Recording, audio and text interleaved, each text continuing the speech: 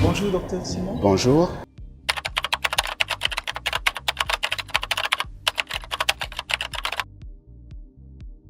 Pour les journées de l'excellence de la recherche scientifique et de l'innovation au Cameroun, Oui, vous avez tenu la leçon inaugurale.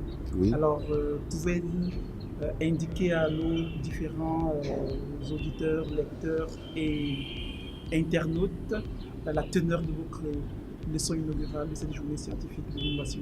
Très bien, très bien. Je vais ici donc vous proposer un sommaire de cette leçon inaugurale qu'on a présentée hier à une très grande audience ici à l'hôtel Hilton de Yaoundé. Il s'agissait de répondre à la question du pourquoi la science et la recherche sont-elles indispensables dans le processus d'un développement économique et social.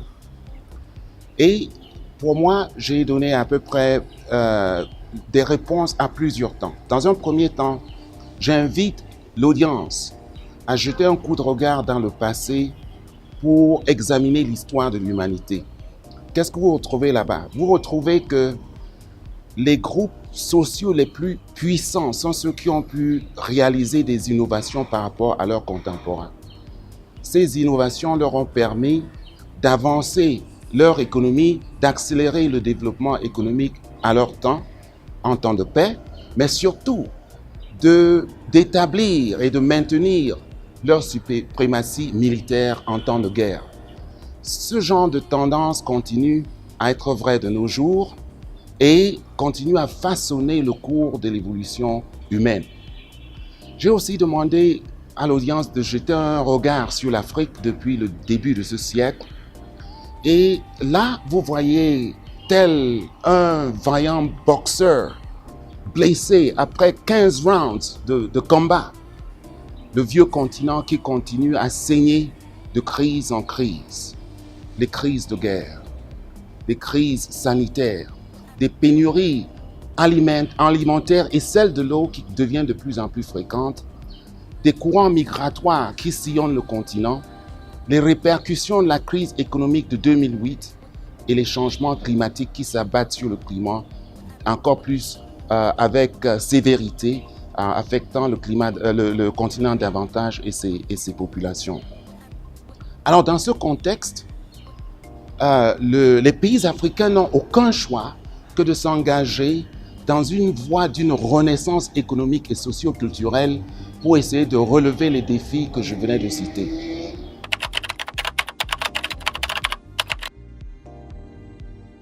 Quand je regarde le Cameroun, je vois naturellement que comme tous les pays africains, il y a eu un peu de retard par rapport aux projections économiques.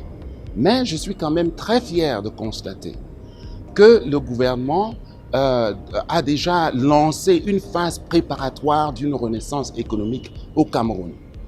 Et cette phase préparatoire est articulée dans un document qui est généralement reconnu par son nom du plan d'émergence 2035.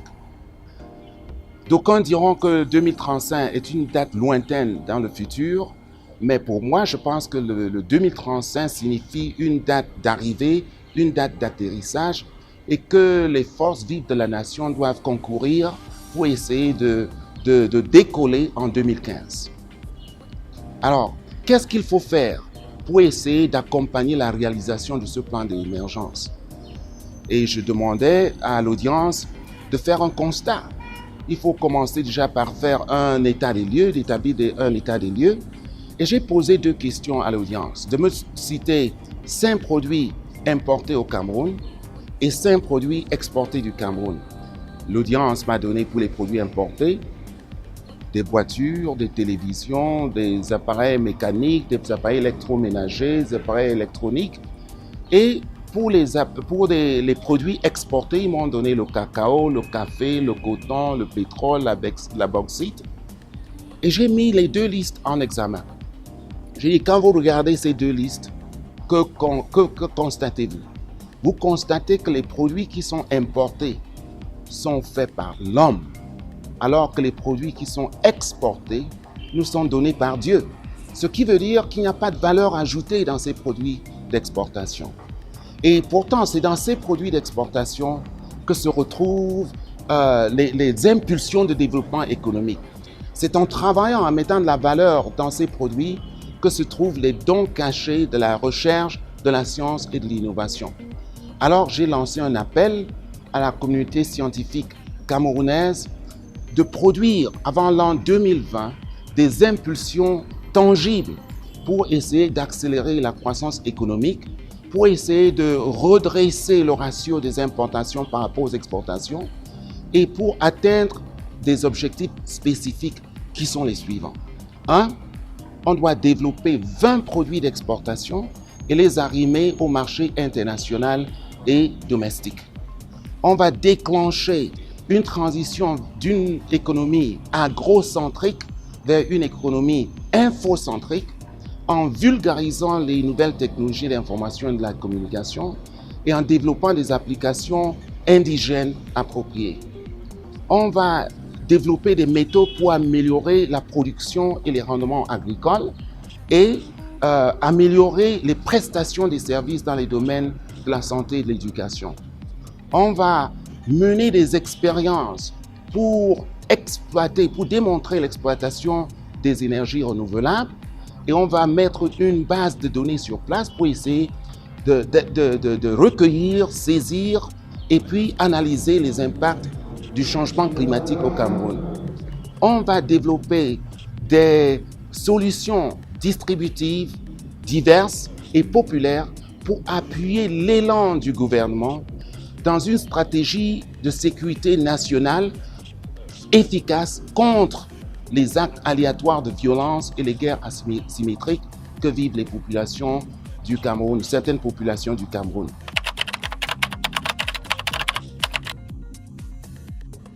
Je suis en train de vouloir encourager l'érection d'un centre, l'institution d'un centre de recherche au Cameroun, un centre de recherche moderne et avancé au Cameroun, supporté par un réseau de centres d'incubation dans les provinces du Cameroun pour exploiter au maximum les ressources locales, aussi bien que le potentiel humain que nous avons partout dans le pays.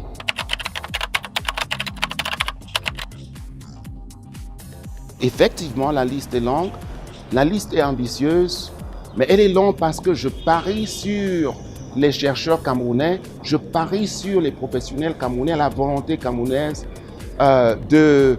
surtout s'ils sont soutenus par une volonté nationale et des moyens nécessaires pour réaliser ces objectifs. Et puis j'ai aussi pris un exemple, dire que la science et la technologie, ce n'est pas de la magie.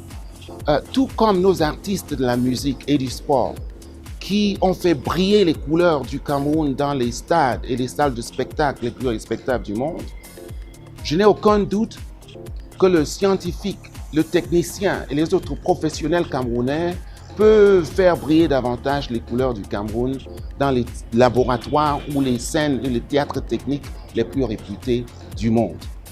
Et c'est ainsi donc que je disais que pour y arriver, le chercheur camerounais doit être courageux, doit être ambitieux et doit se laisser entraîner par les forces gravitationnelles de la curiosité et de l'innovation.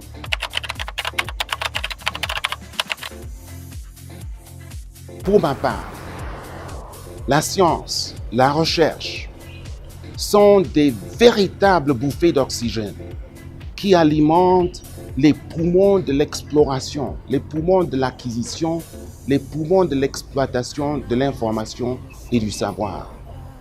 Et par extension, qui alimentent les poumons d'une croissance économique soutenue et durable. Et voilà pourquoi donc la science est incontournable.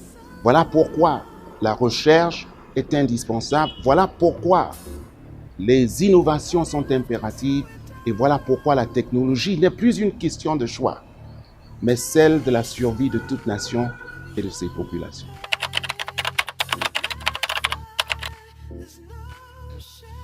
Nous ne devons pas faire partie de ceux qui regardent le Cameroun tel qu'il est et se demandent pourquoi.